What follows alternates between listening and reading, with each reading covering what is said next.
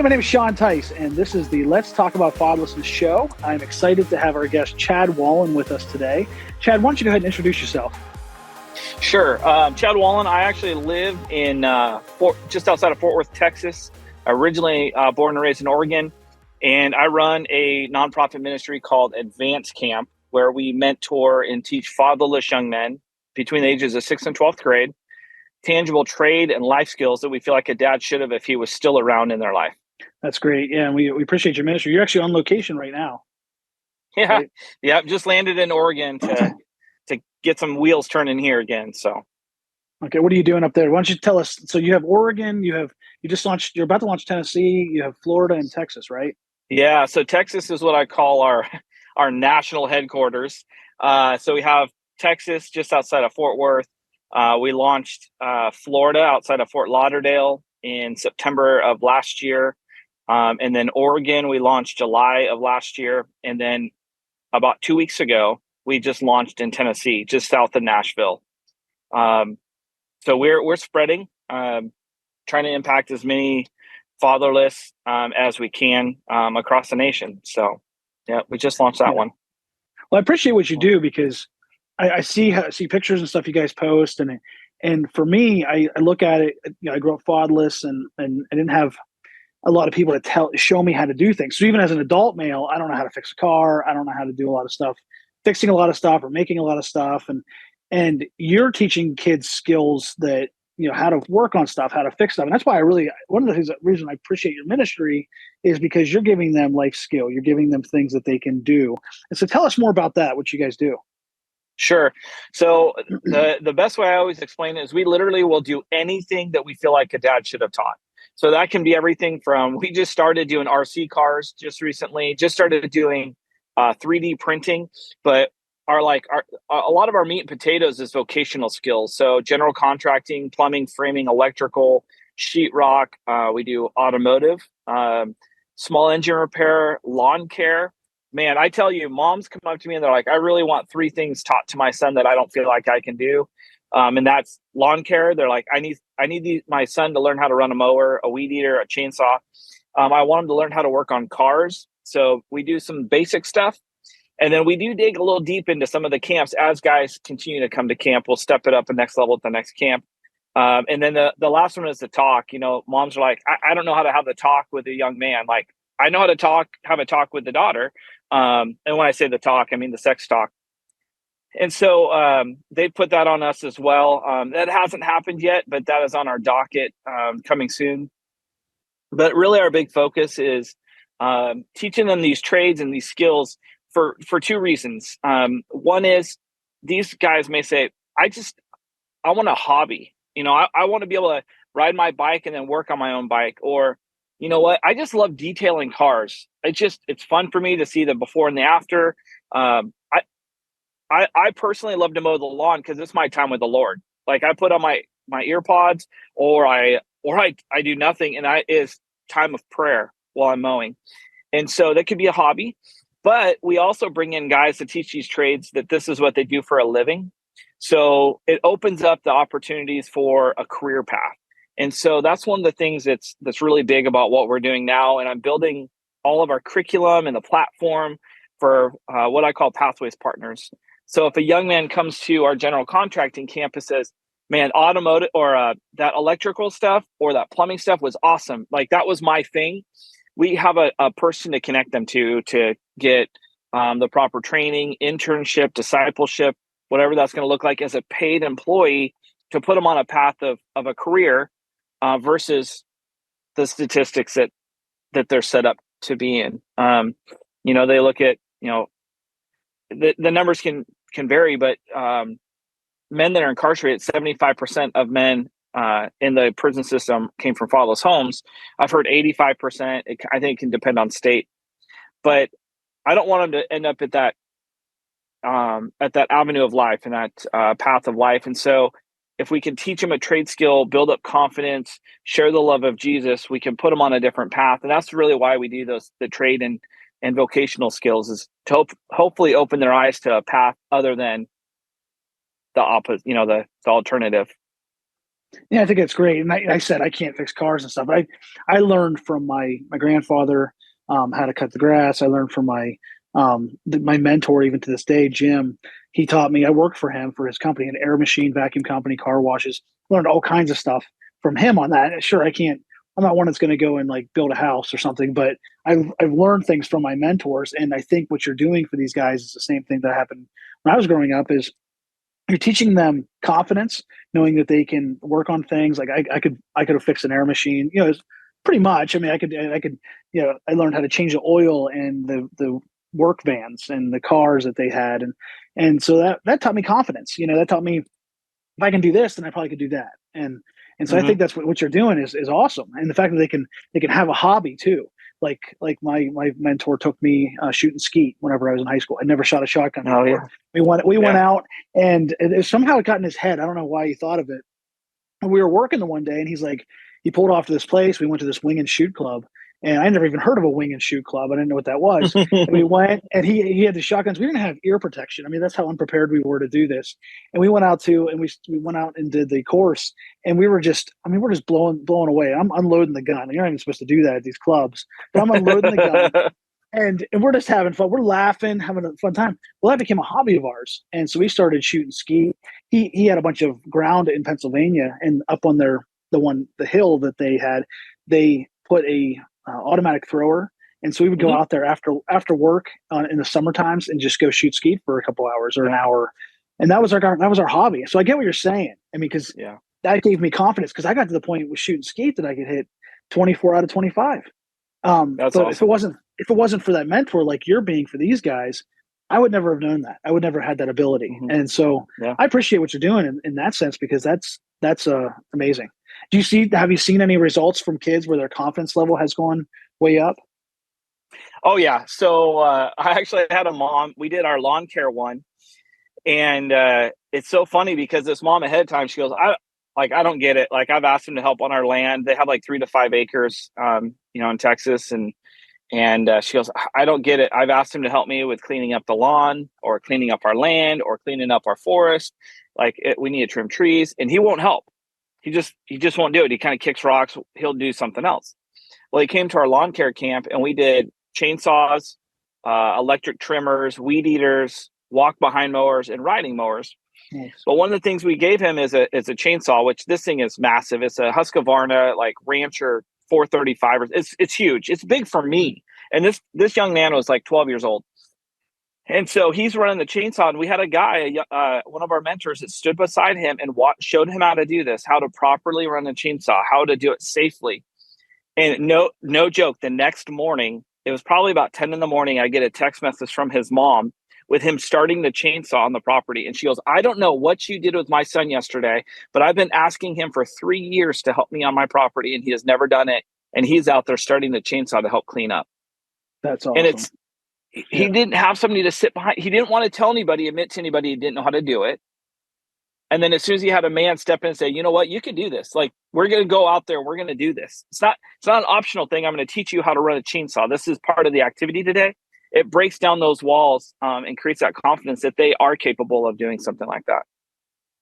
That's so cool. That's why I think it's so invaluable what you're doing for these young men. And I'm so thankful for your ministry. Advanced Camp, Texas, Oregon, Florida, Tennessee's coming. Tennessee's coming soon, Hmm. right? Already started 2 weeks ago. Started. Okay. Oh, nice. Yep. Okay. I don't know how I missed Yep. that. Yeah, All we good. stay in touch as much as we can, but yeah, Yeah. that's awesome. Good for you guys. Now, diving into the area of fatherlessness, we're talking about fatherlessness. What are some things that you, from your own story or from the experience you have, anything you want to share about fatherlessness? We can kind of dive into a conversation about that. A little bit about my background. My dad was actually lived in the home. My parents are still married. They're actually about to celebrate their 50th anniversary. But my dad wasn't around. He worked for a lumber yard. And so he worked from about 3 o'clock in the afternoon until about 10, 11, 12 o'clock at night. And so he wasn't home when we got home from school. He wasn't awake when we got up to go to school. So he wasn't around at all during the week. He was around on the weekends as long as it wasn't hunting and fishing season. And so he's just what I classify as a disengaged father. He's never been a bad dude. Like, I honestly, I couldn't even tell you a time I've heard him cuss. Like, he was is a good guy. But he wasn't able to speak into my life the way I needed it. So that's what pushed me into wanting to mentor young men and speak into the fatherless side of it, because I know if it affected me having a dad in the home that was disengaged, what does it look like to not have a dad in the home at all? And so, I've seen the mass majority of what I hear from single moms without having a dad in the home, there's anger problems in the home. They tell me all the time, "Hey, are you sure you want to take on my son? He's got some anger issues." I'm like, honestly, we don't really see him at camp. There's men speaking in their lives. I also have a zero tolerance for it. I fostered for 8 years. Like, I've seen some crazy stuff in our home from foster care. I just don't have a tolerance for that stuff. And I let them know it ahead of time of what the expectations are. And it's funny when they're getting the fatherless are getting expectations set in front of them by a male. It is received differently than it is from a female. And it's because there's a transition in their lives around 10 or 11 that the disciplinary and the friend swap. And when the dad's not there to swap those roles and speak in their lives, that's when you start having the behavioral issues. You start having the suicide issues. You start seeing them find identity into other pieces. And so we see some crazy identities with the fatherless as well of, who's your role model? Oh, my dad's not around, so my neighbor is. Oh, cool. How's he your role model? Oh, he's a dealer. So your role model's a dealer. Yeah, I'm going to grow up just like him. He makes good money and he's got really cool jewelry. So that's what you find valuable. And it's because they don't have a man as a role model sitting in front of them, showing them what a man looks like, showing them what a leader looks like, showing them what a father looks like. And they're just like, I'll grab identity from wherever I can. If they aren't grabbing negative identity from their own father, they're grabbing a negative identity, not all the time, but most of the time, from surrounding things. So that's what I see the most of, is breaking identity roles and, just trying to work through behavioral stuff, anger issues, those pieces. Yeah, that's great. That's great. And the thing is, and I just interviewed a pastor too. And what you mentioned, how with your story, your dad wasn't there, emotionally, mentally, spiritually. He was physically present, but maybe didn't nurture you physically like even you needed to be taught different things. And I'd said in that podcast with this pastor, I said that, I think it's harder, but maybe it isn't. Maybe it's very similar. But to have a dad in your house that doesn't spend time with you than it is to not have one at all, because you're constantly reminded that he's not there. But I think it's probably very, it's pretty equal. And it's hard to even measure the difference, honestly. But I think what having a dad in your house, so let's talk about that more. Like, you had a dad, but that's still in many areas, that's fatherlessness. What do you think about that? Yeah, I mean, I think it's a range of fatherlessness is a range, and that's on, say, on the far right. The far left is never met your dad. I have moms that tell me that their dad was a sperm donor, and that's literally how they're referred to. Whereas my dad was there, and he did. Man, there's stuff we teach at camp that my dad taught me growing up, that I'm very grateful that he was there and he taught me how to do. But with that being said, I didn't hear from my dad until I was 19 years old. I can tell you exactly where I was, what I was doing, the time of day, the temperature outside, when my dad told me for the first time that he loved me. And he didn't tell me, and I was 19 years old. And then he didn't tell me until I was 39 years old. So 20 years later, that he was proud of me. Wow. When I launched advanced camp in Texas. So my family and I moved to Texas. I can't remember if it's on the phone or if in text message. I think it was over the phone. But told him I launched advanced camp. We'd been running for about 3 or 4 months. And he goes, "Man, I'm really proud of you." I'm like, wow, that's awesome. I don't even know how to digest that, right? And it still still brings me to tears, because I'm like, that's all I wanted growing up. And it was there in front of me all the time and never done. Yeah, that validation of, hey, you're a man. I believe in you. I care about you. He knew he cared about you, but that I believe in you. Hey, I'm going to hand this off to you. You're a man. It's like we go to a similar event every year and they talk about the blessing at it, right? Give that father blessing. They've given that blessing to you, and that's what you were looking for. And so at 39, do you feel like you received that blessing at that moment from him then, just in that way? Did that help? I mean, how did that help you? I'd say it helped, but then it's like, okay, where's the rest of it? Like, you stopped it. I'm proud of you. But like, it was just that, okay, what's next? Because that's 39 years of no affirmation, so just, it's kind of crazy. I have this conversation with my mom often of my dad and the lack of speaking into that. And she goes, man, it really hurts my heart when you tell me about how you feel like your dad's fallen short. I was like, okay, well, I don't know what to tell you. That is how it happened. And she goes, I know, but it hurts my heart that was the experience you were raised in. I said, but if I was raised in the right situation, would I have the motivation would I have the drive to make the impact on the fatherless that I do now if I didn't have that nudge or the lack thereof of motivation or dad motivating me? Man, it's a blessing that my dad didn't do it, because now it can impact so many other young men's lives in a positive way because how I was raised. So it's kind of one of those things, God can work all things together for the good. And that was 39 years of rough, but I can change it to an eternity for others. Amen. That's good. And that's the thing. You're taking it and trying to break the cycle in your own life of changing things. And I understand that with my situation, trying to break the cycle myself. And that's what we need a generation of cycle breakers saying, hey, I'm going to make a change. I'm going to make things different. It's like you see these old pictures of these dads that in the family picture, the whole family smiling and the dad's like, you know what I'm saying? I hate pictures like that. It's like, you smile, man. Like, it drives me nuts when I see pictures like that, because there's this generation of, they didn't say that I love you. And not all of them are like that. Some of them just didn't like to smile. But there's a lot of these people that they didn't have that validation from their dad. Yeah. And so I appreciate you sharing that. Now, how do you take that and, you teach the kids we work with skills. What else do you teach them, like emotionally and spiritually and stuff? Well, at lunchtime we do what I call the nugget. It's just a nugget out of scripture we share that ties into where the trade is. We actually did motorcycle tuning, repair, and sales at a local Harley dealership in Fort Worth this last Saturday.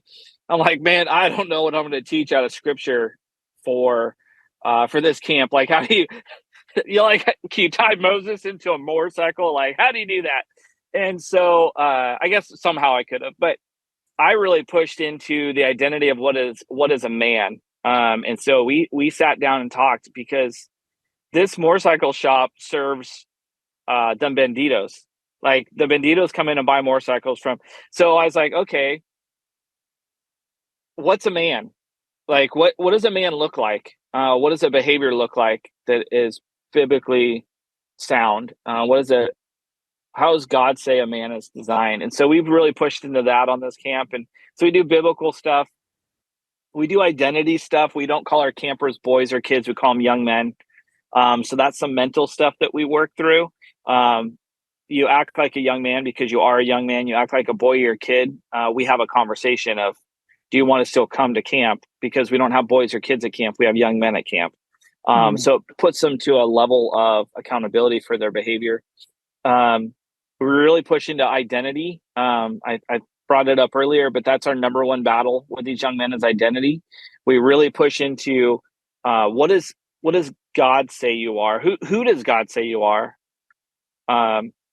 Versus what your dad said you are, or your dad created your identity by his actions and his behaviors.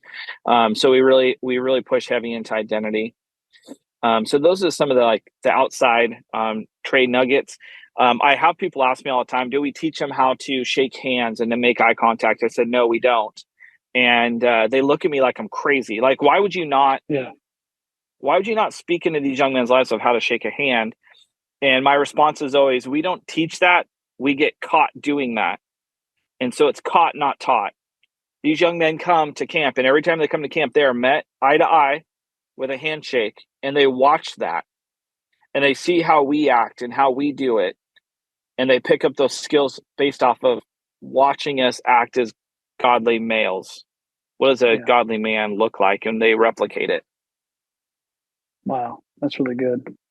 So you guys are just teaching them all kinds of stuff, and I appreciate that what you're doing with that. Have you have any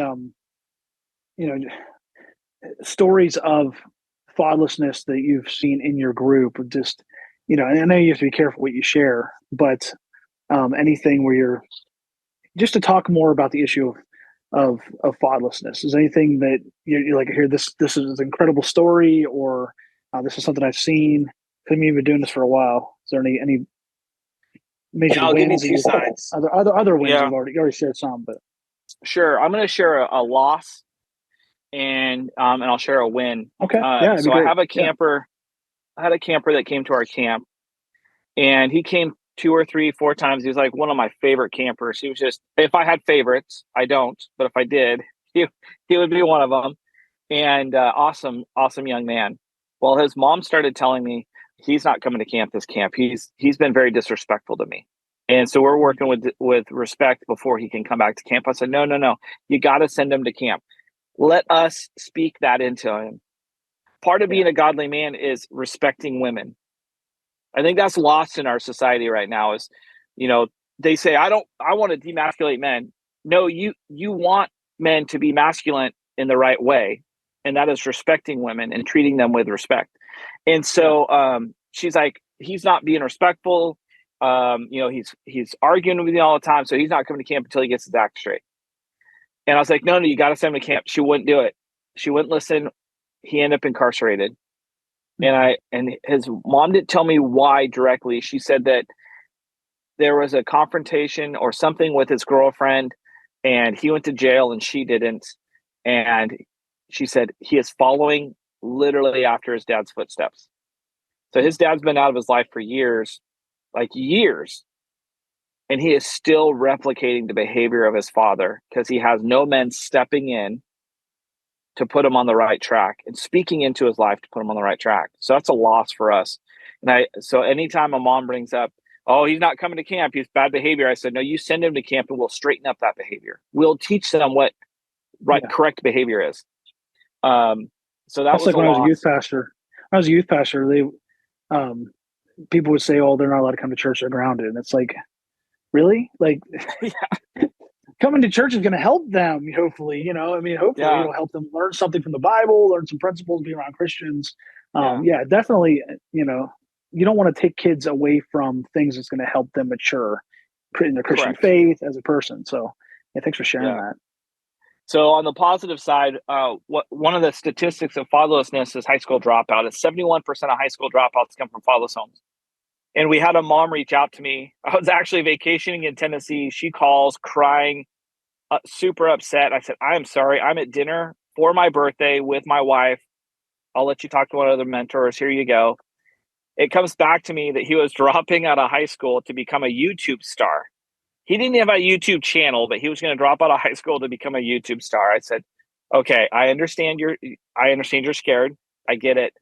Don't let him miss a camp. And she goes, okay. And so we spoke into his life. We ended up becoming the men in his life. And about 6-7 months later, I got an invite to his high school graduation. That he didn't just get a GED. He stayed in, focused, and got his diploma. But he was that close to dropping out because he just didn't have men speaking into his life and letting him know the importance of follow through. So one of the things about being a man is being responsible for your behaviors. And so being able to speak that into him kept him on the right track and graduate high school. That's awesome, man. I love that. Yeah. We're going to wrap up now. Anything you want to share that you're thinking, hey, I should have shared this, or anything else about fatherlessness that you want to talk about? Man, with your experience with it, or anything you've seen, trends, or man, if we can, the thing I see, my biggest heart towards the fatherless is to be preventative. Get in with these young men, get in with these young ladies, speak into their lives, put them on a trajectory other than the statistic, and help them create a positive path in their life before they choose a bad path. So that's like my one nugget I always take away is what am I speaking into these young men's lives to prevent them from going into incarceration or high school dropout or suicide or drugs. What, that's my nugget to leave you with is what can you do before? What can you speak in their lives before they take the wrong path? Now, with your volunteers, is that what you teach them? What do you teach them when you say, hey, you're going to be working with fatherless kids? Is that what you say? Like, hey, you speak truth into their life, be available to them. Is that kind of how you guys, some of the stuff you teach them or? No, I tell them they need to do three things every camp for these young men. They affirm their behaviors. They speak confidence into them, build up their confidence, and share the love of Jesus. That's their job at camp. They awesome. Work on projects beside them, but as they're working on a project, they're affirming their behaviors, right? They're affirming their abilities, but they're in the process that is building confidence. And then, of course, foundationally, you got to teach them the love of Christ because they don't know the love of a father. They know the abandonment of a father. And that's the thing. They're around so many negative influences. Public school, a lot of times, is mostly negative. The social media, they're on TikTok, Instagram, whatever they're on, a lot of negative stuff, immoral things, teaching negative things, and teaching worldliness, teaching things against anti-God. They're anti-God things. And so, you're bringing them there. And so people that are listening that are saying, hey, we don't have an advanced camp here. Or you can get started just working with the kids down the street. You know what I mean? Yeah. Working with those kind of kids and be part of their life and speaking truth into them, telling them about Jesus, giving them affirmation and just helping them know that, hey, you don't have to become a statistic like that one kid you work with. You don't have to become like your dad. You don't have to go down and go to prison just like your dad did. You can do something different. And so I appreciate what you do. I thank you for your work and excited about how God's growing your ministry. Yeah, I am too, man. It's pretty awesome to sit here and watch what God's doing for sure. But thank you for being on with us, and we really appreciate it. Yeah, thanks for the invite. It's great to talk to you. To learn more about how you can get involved in Fatherless Family Ministry, visit lifefactors.org, where you can find some free resources. You can find our books that we have. You can find even the program that we have to help you start a single mom ministry within your ministry or within your church. We can all work together to lead fatherless families to the Heavenly Father.